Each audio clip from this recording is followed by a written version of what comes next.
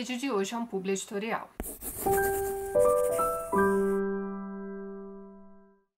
Olá, bom, hoje então a gente conversa um pouquinho sobre este baita livro interessante chamado M, o Filho do Século, do autor italiano Antonio Scurati.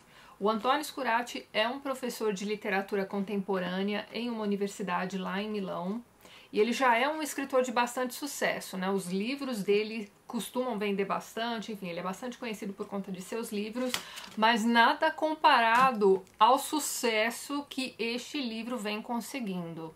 Para vocês terem uma ideia, este livro já vendeu mais de 400 mil cópias, né? Ele já foi traduzido em mais de 30 países e só lá na Itália, né, do momento em que ele foi publicado no ano passado para cá, ele já vendeu mais de 250 mil cópias. Aqui no Brasil, este livro acabou de ser publicado pela editora Intrínseca e assim, preparem-se, porque este aqui é um baita de um livro de fôlego, tá? Ele é um calhamaço e ele é apenas o primeiro volume de uma trilogia.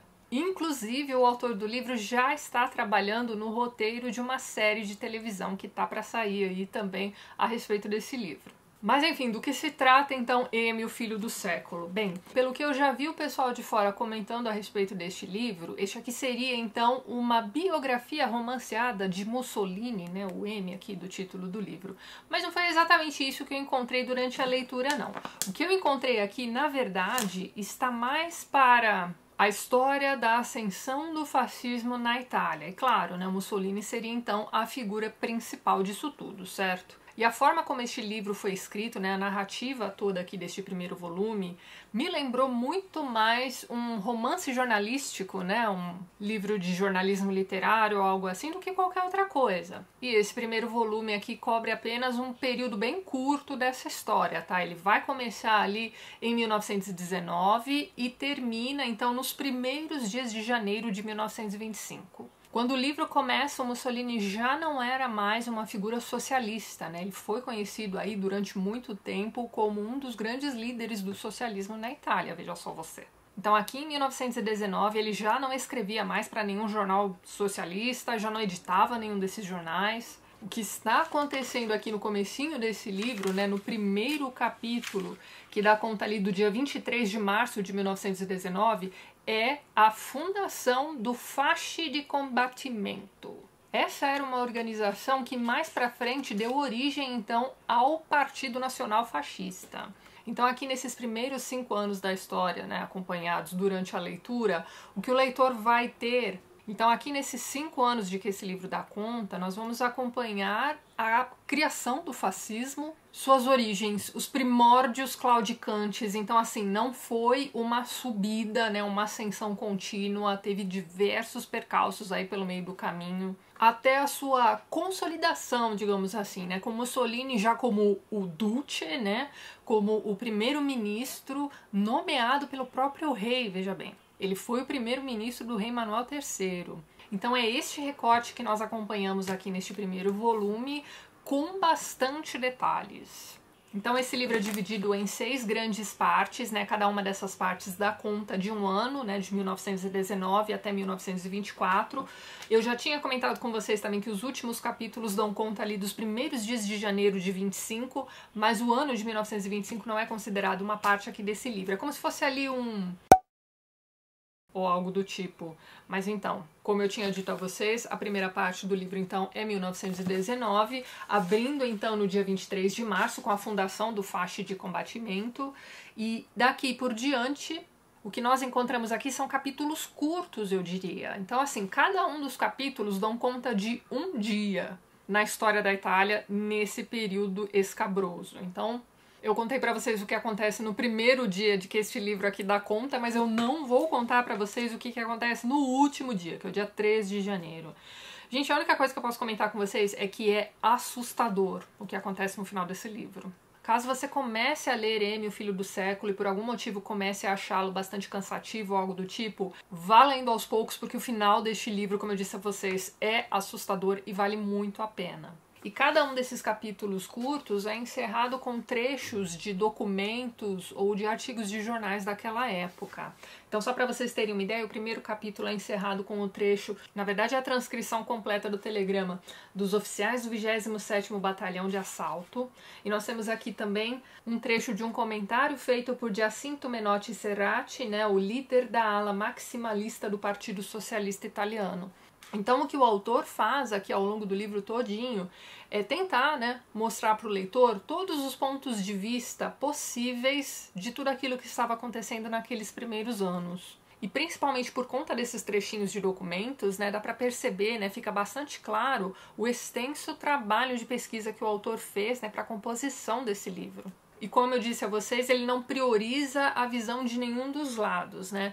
Então, o interessante também é que o ponto de vista de cada um desses capítulos que compõem esse diário aqui, né, de 1919 a 1924, é diferente. Então, em diversos momentos você vai ter aqui trechos do livro sendo contados do ponto de vista de Mussolini, aliás, a maioria é contada do ponto de vista dele, ele é a figura central, não poderia deixar de ser. Diversos outros capítulos são contados do ponto de vista do D'Annunzio Gabrielli, que além de poeta também foi soldado na Primeira Guerra Mundial, enfim. O D'Annunzio, inclusive, foi uma forte influência, né, na ideologia toda ali do Mussolini, veja bem. Outros capítulos também serão contados a partir do ponto de vista de um rapaz chamado Giacomo Matteotti. O Matteotti, inclusive, era um político socialista, ele era uma pedra no sapato, né, do Mussolini, e ele tem um fim horrível, sério mesmo, o negócio é tenebroso. Isso vai acontecer mais lá pro final do livro e vai desencadear ali os acontecimentos dos últimos capítulos. Olha, é um negócio péssimo que acontece com esse rapaz. Tem também aqui alguns capítulos que são contados a partir do ponto de vista da amante do Mussolini. E por aí vai, né? São diversos pontos de vista de figuras diferentes mesmo.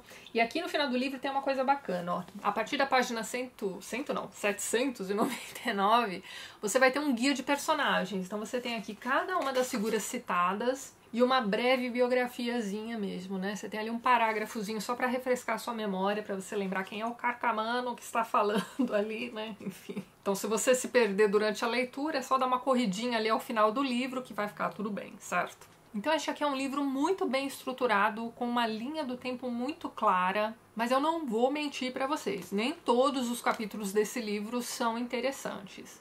Em alguns desses capítulos aqui, sei lá, você vai acompanhar uma ida ao teatro, ou um jantar do Mussolini, você vai se pegar pensando, poxa, mas por que eu estou lendo sobre este jantar? Enfim, tudo isso tem um motivo, na verdade, né?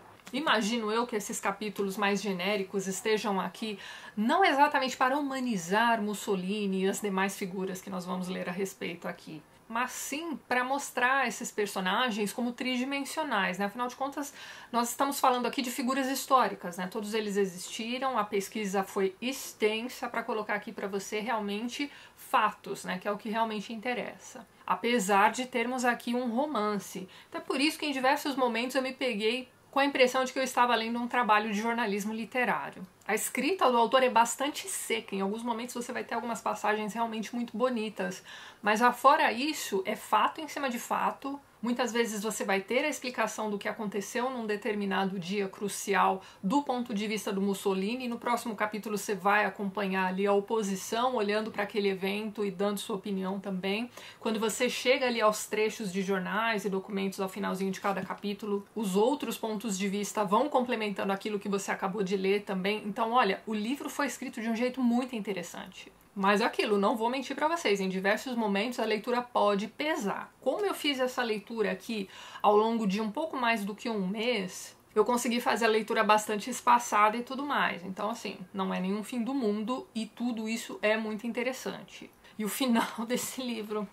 Bem, mas muito bem, quem foi Mussolini, né? Como eu disse a vocês, quando o livro começa, ele já não é mais socialista, né? Então, o que foi que aconteceu? Enfim, o Mussolini vem de uma família bastante pobre. Então, ele tem ali origens humildes, né? O pai era um ferreiro, se eu não me engano, a mãe era uma professora, enfim, os dois eram socialistas, o garoto cresce socialista também. Ele, inclusive, era muito fã do Giuseppe Garibaldi, para você ter uma ideia. Então... Na época ali do serviço militar, ele inclusive foge para a Suíça, se eu não me engano. Mas ele acaba sendo deportado, vá saber por quê, mas enfim, ele é deportado e aí não tem jeito, ele precisa se alistar. Depois do serviço militar, ele acabou trabalhando como jornalista e aí ele teve uma carreira extensa como jornalista de jornais socialistas. E olha que interessante, ele ainda é considerado por muitos como uma das figuras mais importantes do socialismo na Itália. Além de jornalista, ele também publicou diversos livros, biografias e coisas do tipo, romances também. Num dado momento da vida ele passa a editor de um jornal muito importante na Itália chamado Avanti, para variar, outro jornal socialista também. Então assim, ele era uma figura proeminente, ele era uma figura muito amada por todos, serve na Primeira Guerra Mundial e quando ele volta lá em 1919, comecinho aqui deste livro, nós temos então a criação do Fasci de Combatimento.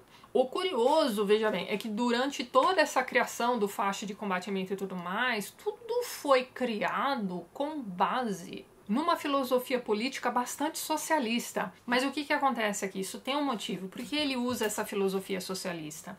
Porque dessa forma ele consegue então atrair a atenção daquelas pessoas descontentes. Então o Fasci de Combatimento acaba tendo uma forte adesão popular, tem forte adesão também dentre os militares descontentes com o governo atual. E é provavelmente aí que a gente precisa prestar uma atenção especial ao momento histórico em que isso tudo está acontecendo, né? Como eu disse a vocês, o livro começa em 1919, final da Primeira Guerra Mundial, nós estamos então no período entre guerras lá na Itália, e a coisa estava péssima, não só para a Itália, né? Para diversos países europeus também, mas enfim, o foco aqui é a Itália. Os grandes problemas na Itália naquela época foram então o desemprego, a desigualdade social, na verdade a pobreza mesmo, e nós temos ali também um problemaço de hiperinflação.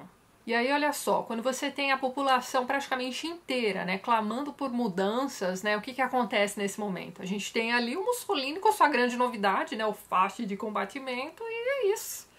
Ele já era uma figura querida do povo.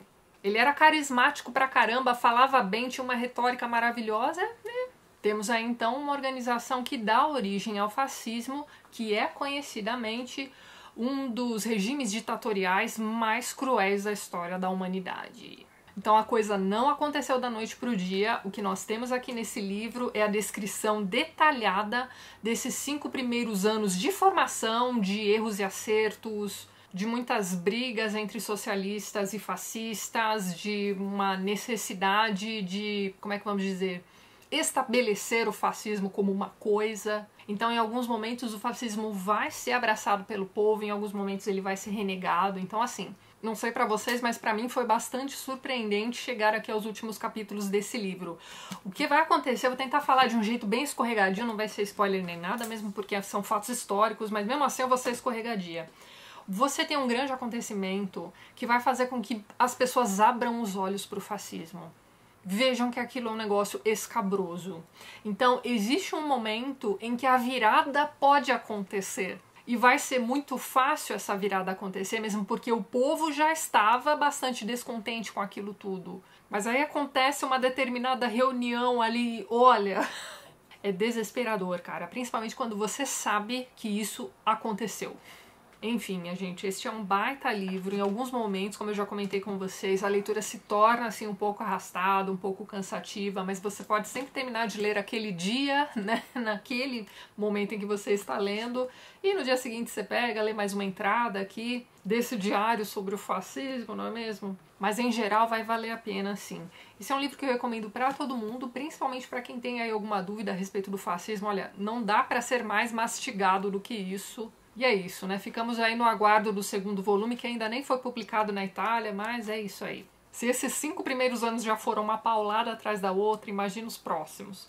Pois então, minha gente, vou ficando por aqui. Vou deixar todos os links para onde vocês podem encontrar Amy, o Filho do Século, lá embaixo na descrição do vídeo. E é isso. Vejo vocês nos próximos vídeos do canal. Um beijo grande e até mais.